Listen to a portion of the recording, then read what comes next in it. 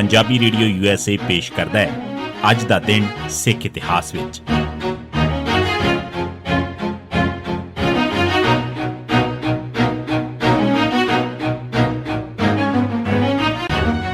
ਸਿੱਖ ਇਤਿਹਾਸ ਦੀਆਂ ਘਟਨਾਵਾਂ 'ਚ 4 ਜੂਨ ਦਾ ਦਿਨ। 1606 ਗੁਰੂ ਹਰਗੋਬਿੰਦ ਸਾਹਿਬ ਮਾਤਾ ਗੰਗਾ ਤੇ ਪਤਨੀ ਸਮੇਤ ਡਰੌਲੀ ਭਾਈ ਪੁੱਜੇ। ਸਮੇਂ ਦੀ ਨਜ਼ਾਕਤ ਨੂੰ ਸਾਹਮਣੇ ਰੱਖਦੇ ਹੋਏ ਗੁਰੂ ਹਰਗੋਬਿੰਦ ਸਾਹਿਬ ਪਹਿਲਾਂ ਗੋਇੰਦਵਾਲ ਤੇ ਉੱਥੋਂ 4 ਜੂਨ 1606 ਦੇ ਦਿਨ ਡਰੌਲੀ ਹੁਣ ਡਰੌਲੀ ਭਾਈ ਜ਼ਿਲ੍ਹਾ ਮੋਗਾ ਆਪਣੇ ਸਾਂਢੂ ਭਾਈ ਸਾਈਂ ਦਾਸ ਕੋਲ ਪਹੁੰਚੇ। ਆਪ ਜੀ ਦੇ ਨਾਲ ਮਾਤਾ ਗੰਗਾ ਜੀ ਤੇ ਪਤਨੀ ਦਮੋਦਰੀ ਵੀ ਸਨ।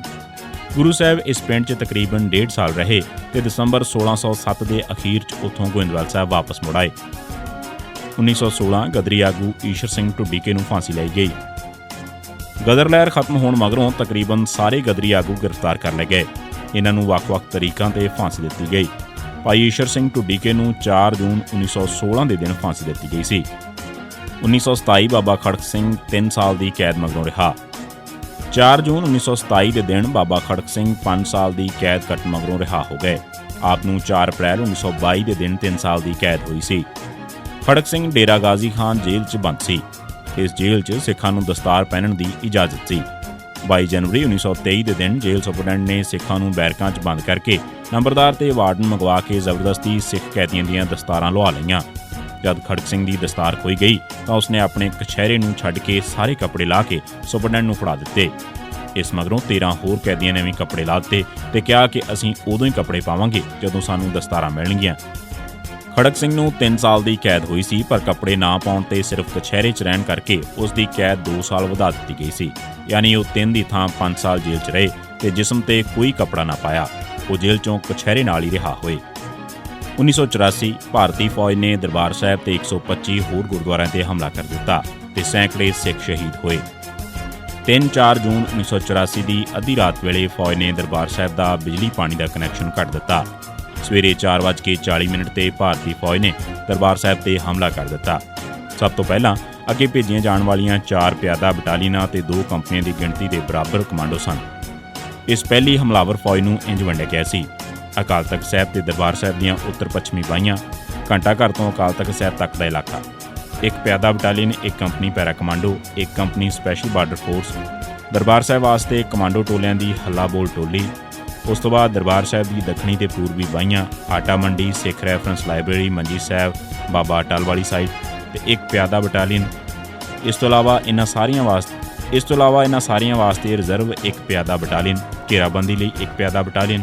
ਫੌਜ ਨੇ ਹਮਲਾ ਕਰਨ ਵੇਲੇ ਸਭ ਤੋਂ ਪਹਿਲਾਂ ਰਾਮਗੜੀਆ ਬੋਂਗਿਆਂ ਤੇ ਗੁਰੂ ਰਾਮਦਾਸ ਸਰਾਂ ਦੇ ਪਿੱਛੇ ਵਾਲੀ ਟੈਂਕੀ ਤੇ 106 mm ਦੀ ਤੋਪ ਤੇ ਹੋਰ ਹਥਿਆਰਾਂ ਨਾਲ ਗੋਲੇ ਦਾਗਣੇ ਸ਼ੁਰੂ ਕਰ ਦਿੱਤੇ। ਇਸ ਲਗਾਤਾਰ ਗੋਲੀਬਾਰੀ ਨਾਲ ਟੈਂਕੀ ਟੁੱਟ ਗਈ ਤੇ ਬੋਂਗਿਆਂ ਦਾ ਉੱਪਰਲਾ ਹਿੱਸਾ ਬੁਰੀ ਤਰ੍ਹਾਂ ਤਬਾਹ ਹੋ ਗਿਆ। ਇਸ ਦੇ ਨਾਲ ਹੀ ਇਹ ਮੋਰਚੇ ਬਿਨਾਂ ਕਿਸੇ ਲੜਾਈ ਤੋਂ ਖਤਮ ਹੋ ਗਏ। ਭਾਵੇਂ ਅਸਲ ਲੜਾਈ 4 ਜੂਨ ਸਵੇਰੇ 4:40 ਤੋਂ ਸ਼ੁਰੂ ਹੋਈ ਸੀ, ਪਰ ਫੌਜੀ ਹਮਲੇ ਦਾ ਚੀਫ ਬਰਾੜ ਆਪਣੀ ਕਿਤਾਬ ਆਪਰੇਸ਼ਨ ਬਲੂ ਸਟਾਰ 'ਚ ਇਸ ਨੂੰ 5 ਜੂਨ ਸ਼ਾਮ 4:30 ਵਜੇ ਤੋਂ ਲਿਖਦਾ ਹੈ, ਜਦੋਂ ਉਸ ਮੁਤਾਬਕ ਫੌਜ ਨੇ ਲਾਊਡ ਸਪੀਕਰ ਰਾਹੀਂ ਲੋਕਾਂ ਨੂੰ ਦਰਬਾਰ ਸਾਹਿਬ ਤੋਂ ਬਾਹਰ ਆ ਜਾਣ ਵਾਸਤੇ ਆਖਿਆ। ਬਰਾੜ ਮੁਤਾਬਕ ਇਹ ਐਲਾਨ ਸ਼ਾਮ 7 ਵਜੇ ਤੱਕ ਕੀਤੇ ਜਾਂਦੇ ਰਹੇ। ਉਸ ਦਾ ਕਹਿਣਾ ਹੈ ਕਿ 7 ਵਜੇ ਦੇ ਕਰੀਬ ਸਿਰਫ 129 ਆਦਮੀ, ਔਰਤਾਂ ਤੇ ਬੱਚੇ ਹੀ ਬਾਹਰ ਆਏ। ਇਹਨਾਂ ਬਾਲਗਾਂ 'ਚੋਂ ਬਹੁਤੇ ਬਿਮਾਰ ਸਨ। ਪਰ ਬਰਾੜ ਦੀ ਦਿੱਤੀ ਤਾਰੀਖ ਤੇ ਵਕਤ ਦੋਵੇਂ ਗਲਤ ਨੇ। ਬਰਾੜ ਦੀ ਦਿੱਤੀ ਤਾਰੀਖ ਦਰਅਸਲ ਆਖਰੀ ਵੱਡੇ ਹਮਲੇ ਦੀ ਸ਼ੁਰੂਆਤ ਦੀ ਤਾਰੀਖ ਹੈ। ਆਮ ਕਿਹਾ ਜਾਂਦਾ ਹੈ ਕਿ ਭਾਰਤੀ ਫੌਜ ਨੇ ਸਿਰਫ ਦਰਬਾਰ ਸਾਹਿਬ ਤੇ ਹਮਲਾ ਕੀਤਾ ਸੀ। ਕੁਝ ਲੇਖ ਲਿਖਦੇ ਨੇ ਕਿ 37 ਗੁਰਦੁਆਰਿਆਂ ਤੇ ਵੀ ਹਮਲਾ ਕੀਤਾ ਗਿਆ ਸੀ। ਦਰਅਸਲ ਫੌਜ ਨੇ 125 ਗੁਰਦੁਆਰਿਆਂ ਤੇ ਹਮਲਾ ਕੀਤਾ ਸੀ। ਇਸ ਹਮਲੇ 'ਚ ਦਰਬਾਰ ਸਾਹਿਬ, ਅੰਮ੍ਰਿਤਸਰ, ਦੁੱਖ-ਨਿਵਾਰਨ ਸਾਹਿਬ, ਪਟਿਆਲਾ, ਮੁਕਤਸਰ ਤੇ ਹੋਰ ਥਾਵਾਂ ਤੇ ਸੈਂਕੜੇ ਸਿੱਖ ਸ਼ਹੀਦ ਹੋਏ ਸਨ। 1987 ਅਮਰੀਕਨ ਕਾਂਗਰਸ 'ਚ ਪੰਜਾਬ ਤੇ ਸਿੱਖ ਮਸਲੇ ਬਾਰੇ ਚਰਚਾ ਹੋਈ। 4 ਜੂਨ 1987 ਦੇ ਦਿਨ ਅਮਰੀਕਨ ਕਾਂਗਰਸ 'ਚ ਪੰਜਾਬ ਤੇ ਸਿੱਖ ਮਸਲੇ ਬਾਰੇ ਚਰਚਾ ਹੋਈ। ਇਸ ਮੌਕੇ ਤੇ ਬੋਲਦਿਆਂ ਮਿਸਟਰ ਸ਼ੰਵੇ ਨੇ ਅਮਰੀਕਨ ਸਰਕਾਰ ਨੂੰ ਅਪੀਲ ਕੀਤੀ ਸੀ ਕਿ ਸਿੱਖਾਂ ਤੇ ਜ਼ੁਲਮ ਕਰ ਰਹੇ ਭਾਰਤ ਨਾਲ ਉੱਚੀ ਤਕਨੀਕੀ ਖੋਜ ਦਾ ਸਮਝੌਤਾ ਰੱਦ ਕੀਤਾ ਜਾਵੇ। ਇਹ ਚਰਚਾ ਕਰਵਾਉਣ ਤੇ ਸਿੱਖਾਂ ਵਾਸਤੇ ਅਮਰੀਕਨ ਆਗੂਆਂ ਦੀ ਹਮਾਇਤ ਲੈਣ ਦਾ ਸਿਹਰਾ ਡਾਕਟਰ ਗੁਰਮੀਤ ਸਿੰਘ ਔਲਖ ਤੇ ਸਿਰ ਵੱਜਦਾ ਹੈ। 1994 ਅਮਰੀਕਨ MPs ਵੱਲੋਂ ਖਾਲਿਸਤਾਨ ਦੀ ਹਮਾਇਤ।